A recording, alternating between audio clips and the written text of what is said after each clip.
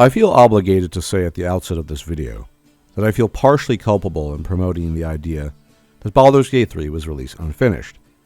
Buggy, to be sure, which is normal, but as a simple gamer, I could not truly know what was intended to end up on the cutting room floor and what was not.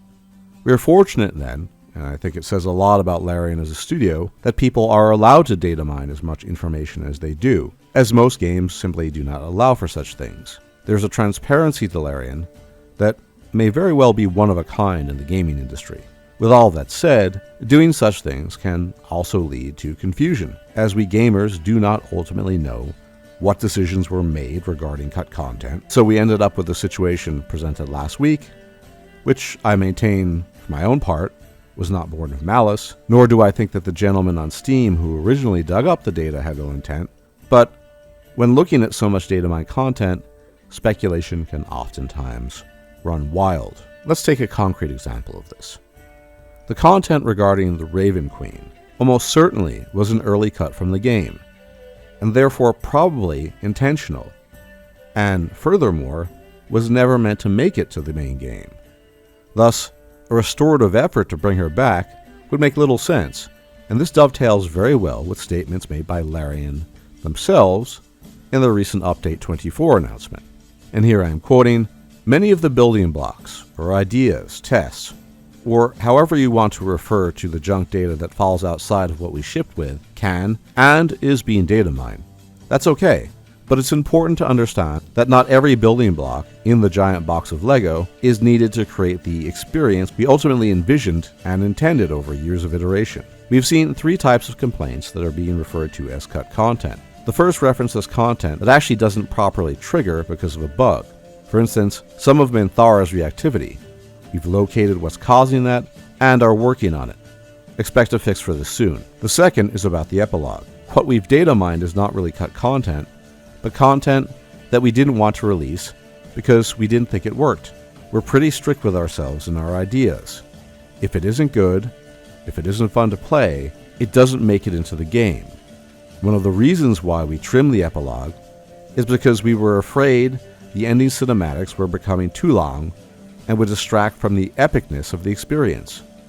But clearly, not everyone agrees with us, so we're going to do something about it. We've started expanding the epilogues, and you'll see the first results of that in patch 2, with the addition of a new optional ending with Karlach. It's fiery, poignant, and gives her the ending she deserves. The third is about the things we didn't actually plan for, and those we once considered, but ultimately didn't do. It was always our intention for the Upper City to be an epic, cinematic epilogue, bringing the story of Baldur's Gate 3 to a close. But we didn't want to talk about that in advance, because it would have been a major spoiler. We feel confident that there's enough content in Baldur's Gate 3, and the city itself, clocking in weeks-long playthroughs at a time. But that's not to say Baldur's Gate 3 didn't see cuts just as every game. It's just important to know that what ultimately shipped was planned long ago, in function primarily of making Baldur's Gate 3 fun to play, not for us to close development quickly. Baldur's Gate 3 is a game with many release dates, and despite us moving its launch up by around a month, it's still a couple of years late. It was late because we grew teams, ambition, and ideas in function of it being the best game it could possibly be. Thankfully, not every idea makes it into the final launch. It wouldn't be the game you enjoy if it did. We're happy that Baldur's Gate 3 has resonated with a great many of you, but we'll never take that for granted. We're committed to tying up loose ends, fixing the remaining bugs, and improving things where we say they could and should be improved. The long and short of this is that, based on what we can see in the last community update, the game was very much released with all the content they intended to release with it. Things like Avernus, the Raven Queen, and even a fully fleshed out upper city of Baldur's Gate were never intended to be part of the final game, at least based on what Larian has stated. Karlach will be getting her appropriate ending, as mentioned in the post, and much of the cut content just came down to bugs and things not triggering. Whilst it is fun to speculate about what might have been cut and what not, I think Larian has shown us enough good faith to take them at their word concerning these things. Sven's famous axiom of, "If it isn't fun, it shouldn't be in the game," almost certainly was part of the decision-making process that led to the released product we can play now, and we know they're actively working on implementing things that players have suggested, such as Wither's Wardrobe of Wayward Friends, as well as Karlach's, shall we say, fixed ending. I think we can trust and rely on Larian to polish the game as much as possible, but some of the revelations in the community update beg the question as to what the definitive edition of Baldur's Gate 3 might entail in terms of content, and even more recently, Larian revealed that they are seriously considering an expansion and/or DLC for the game, a veritable first in the history of the studio, but very much a welcome one, I think. As many of us currently live by the gaming motto, take our money, Larian. Whatever the expansion would end up being, it would be independent of the main game, since the main game is complete. But the possibilities are quite numerous. Such an expansion could be a higher level continuation of the adventure of the current roster of heroes, or it could be something completely new and different. I personally would prefer continuity, but would be happy with anything additional that might be released, as I am confident it would be as good, if not better, than the main game.